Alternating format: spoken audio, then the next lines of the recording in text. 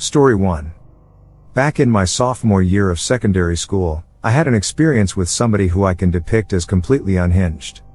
This individual was in my group, and I will always remember the chilling situation that transpired. Everything began honestly enough. I didn't actually give a lot of consideration to this person from the beginning. He appeared to be a peaceful, contemplative sort, continuously sitting alone toward the rear of the study hall. In any case, as the days went by, I started to see some peculiar way of behaving that set off alerts in my mind. He would frequently mumble to himself, some of the time so discreetly that I could scarcely hear, different times clearly to the point of drawing gazes from the remainder of the class. His mutterings were incomprehensible, a tangle of words and expressions that had neither rhyme nor reason. I figured he could have some psychological wellness issues, so I attempted to be understanding and empathetic. At some point, things took a dim turn. I was strolling to my storage when I heard his voice behind me. He was discussing something that seemed like a bent sonnet, loaded up with grim symbolism and upsetting references to brutality. I pivoted to see him gazing at me with a malignant smile, his eyes without any mental soundness. I immediately left, my heart dashing, yet this was only the start. The following day, I tracked down a note in my storage. It was written in barbed, sporadic penmanship, and it creeped me out. The note contained dangers, enumerating how he needed to play a game with me, a game that would end in torment and languishing. I was frightened and didn't have the foggiest idea what to do. I showed the note to my companions, and they encouraged me to tell an educator or the head.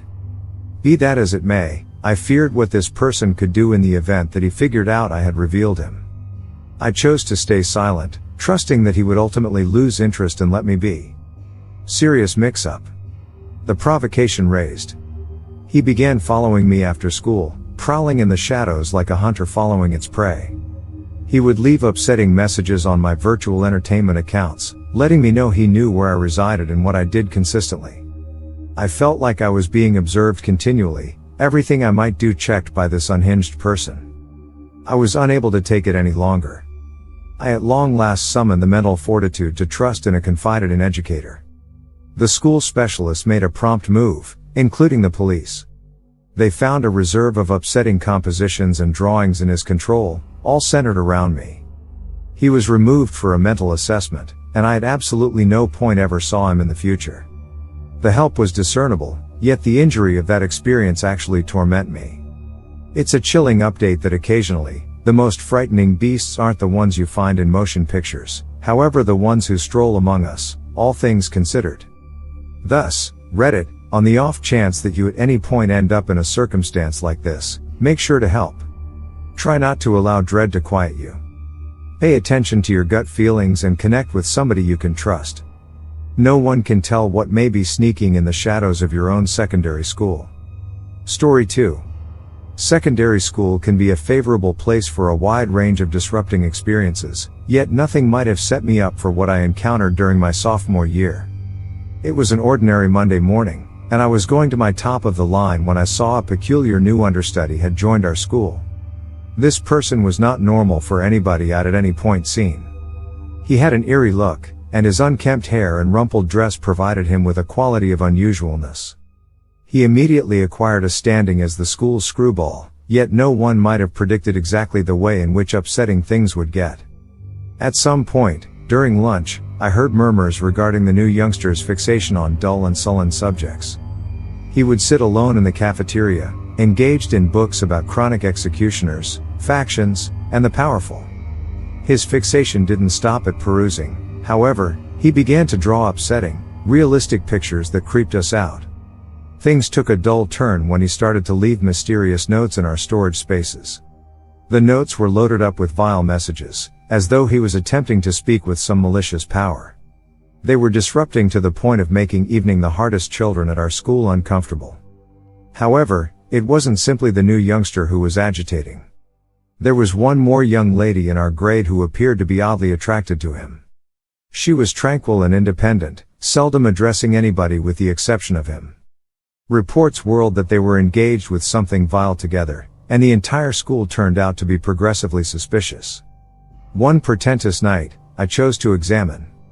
Outfitted with my interest and a longing to reveal reality, I followed them to a separated region behind the school. What I saw actually torment my bad dreams. They were playing out some sort of creepy custom, encompassed by candles and reciting in a language I was unable to comprehend. Their countenances were contorted with frenzy, and I felt a mind-boggling feeling of fear wash over me. I was unable to remain stowed away anymore and coincidentally stepped on a twig, making it snap uproariously.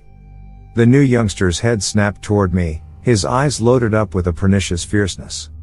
It was at that point I understood how hazardous they really were. Scared, I dismissed and ran, holding off on halting until I was securely home. I was unable to shake the inclination that they were pursuing me, despite the fact that I realized it was unimaginable. In the days that followed, I chose to trust in a believed educator about what I had seen. The school made a quick move, including the specialists, and both the new youngster and the young lady were taken out from school. Their disrupting rule of dread had reached a conclusion, however the scars they left on our brains would endure forever. Right up to the present day, I can't fail to remember the frightful pictures, the chilling notes, and the spooky custom I coincidentally found.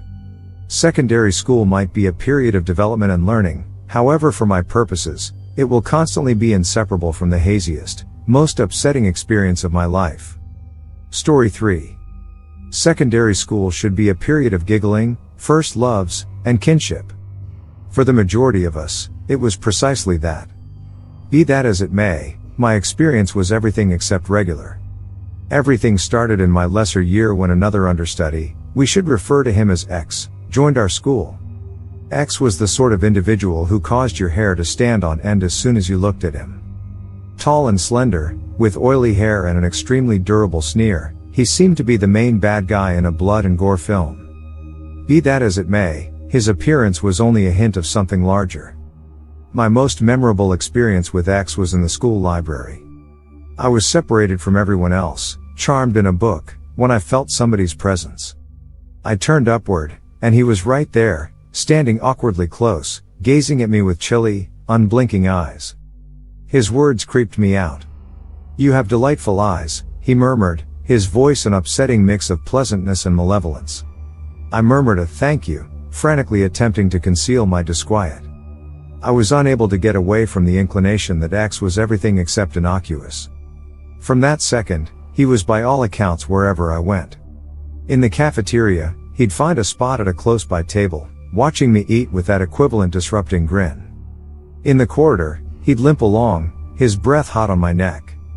Be that as it may, it didn't end there.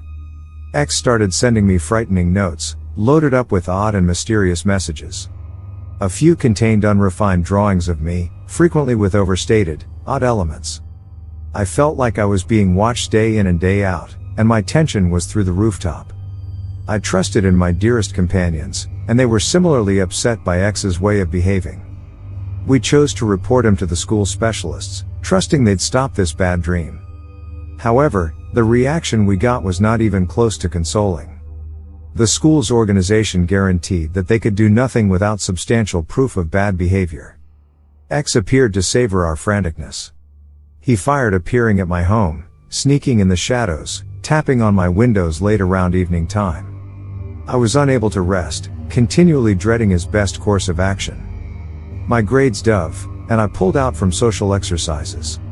X's presence had transformed my life into a living bad dream. One night, as I was heading back home alone, X cornered me in a faintly lit rear entryway. He held a blade to my throat, his face reshaped into a curved smile. I was deadened with dread, persuaded that this was the end. However, at that point, he murmured something that actually torment my fantasies. "I simply need to be near you for eternity." Mysteriously, he let me go and vanished into the murkiness. I ran home, destroy streaming my face, lastly marshaled the mental fortitude to tell my folks everything. They reached the police, and X was arrested. The examination revealed an upsetting path of proof, remembering a secret refuge for the forest where he had reserved photos of me and things he had taken from my room. X was accused of following, badgering, and endeavored attack. He was shipped off a mental office, where he stays right up till now.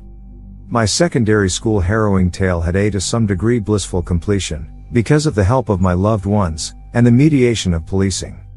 In any case, I actually shiver at the memory of X and the chilling acknowledgement that beasts can hide in the most surprising spots. In this way, if it's not too much trouble, be cautious out there, and pay attention to your gut feelings. No one can really tell who may watch.